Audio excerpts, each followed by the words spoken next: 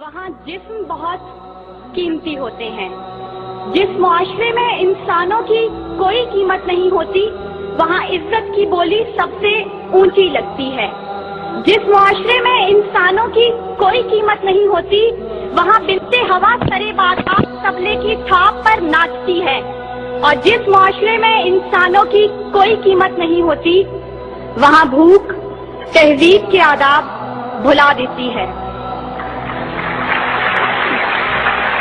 यहाँ हवस के पुजारी स्याह रातों में सफेद जिस्मों का जीवन स्याह करते हैं। यहाँ पे नाचते पैरों की थाप बिकती है, यहाँ पे जागती आंखों के ख्वाब बिकते हैं, यहाँ पे फूल से होंठों की प्यास बिकती है, यहाँ पे जिस्म है बिकते शबाब बिकते।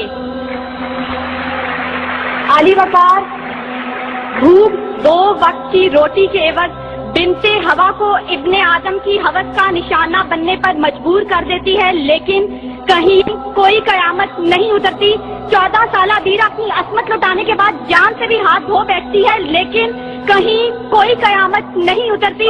थर की जलती रेत पर नंगे पांव चलने वाली कौम का सदर इस्लामाबाद की सड़कों पर मर्सिडीज में सफर करता है, लेकिन कहीं कोई कयामत नहीं उतरती। बलोचिस्तान की खुश्क साली पर एयर कंडीशन कमरों में मिनरल वाटर पी कर गौर किया जाता है, लेकिन कहीं कोई कयामत नहीं उतरती। ये शाहराहें इसी वास्ते बनी थी क्या कि इन पर देश की जनता सिसक कर मरे। जमीनें क्या इसी कारण अनाज उगला था कि नस्ल आदम और हव्वा बिलक कर मरे। मिले इसीलिए रेशम के ढेर बुनती हैं कि दुख्तराने वतन तार को तरसे। चमन को इसीलिए माली ने खून से सींचा था कि उसकी अपनी निगाहें बहार को तरसे। आली वकार, यह है इस्लामी जमहूरिया पाकिस्तान, जहां हर कोई अपनी धुन में मगन है। सर खुजाने की फुर्सत नहीं, दाएं बाएं की फिक्र नहीं। हर शख्स भूखा है। कोई इक्तदार का तालिब है तो कोई शोहरत का भूखा, कोई दौलत का परिस्तार है तो कोई पेट का भूखा, कोई भांग के एक प्याले के एवज अपना सब कुछ निछावर करने पर आमादा तो कोई ताकत का भूखा। कहतो रजाल बढ़ता चला जा रहा है। तहजीब और तमद्दुन के पैमाने टूट फूट का शिकार होकर वक्त की नाकदरी का गिला कर रहे हैं। हम जवाल की आखिरी हदों के भी आखिर पर पहुंच चुके हैं। इंसाफ मुहैया करने वाले इदारे सिसक कर दम तोड़ रहे हैं। हर तरफ से एक ही पुकार सुनाई देती है, भूख तहजीब के आदाब भुला देती है। अली वकार, सुनिए, अगर आप सुन सकते हैं कि जब बूढ़े प्रोफेसर को 6 माह तक पेंशन ना मिली तो अपनी कल पट्टी पर पिस्तौल रखकर बोला था, मेरा पाकिस्तान है ये तेरा पाकिस्तान है। सुनिए, अगर आप सुन सकते हैं जब तस्लीम सोलंकी भूखे कुत्तों का नवाले कर बनी तो बोली, पड़े हैं गुम कटहरे अदालतें चुप है। सुनिए, अगर आप सुन सकते हैं जब मजदूर शाम को खाली हाथ घर लौटा तो अपने बच्चों से नजरें चुराते हुए बोला, है तल्ख बहुत बंदाए मजदूर की औकात। सुनिए, अगर आप सुन सकते हैं कि वजीर आजम की खुली कचहरी में खुदसोजी करने वाला शख्स बोला था, मैं भी पाकिस्तान हूँ, तू भी पाकिस्तान है। सुनिए, अगर आप सुन सकते हैं जब जागीरदार के दस्तगीर गरीब हारी की बेटी को उठाकर लेके गए थे तो वो बोला था, आवाज दो इंसाफ को, इंसाफ कहाँ है।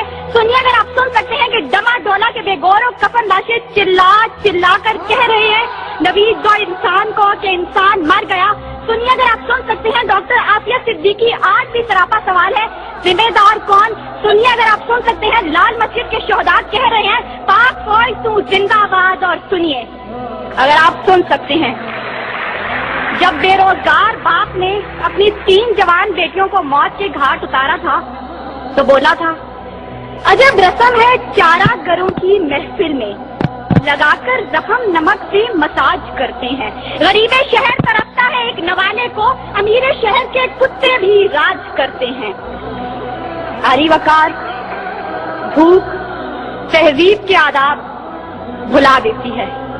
गुर्बत से मजबूर लोग अपने बच्चे भूनकर खा जाते हैं, अपने गुर्दे और आंखें बेच डालते हैं, अपनी 8 साला बच्चियां दलालों के हवाले कर देते हैं, अपने खानदान के साथ आग में कूद जाते हैं, दरियाओं समंदरों में छलांगे लगा देते हैं, पंखों के साथ लटक जाते हैं, ट्रेन की पटरी के आगे लेट जाते हैं। गुर्बत, जुल्म और महंगाई से मजबूर लोग अपने मासूम बच्चों के गले काट देते हैं। आली वकार, صدارت، وزارت اور عمارت کے بھوکے تہذیبی اقدار کو پامال کر دیتے ہیں.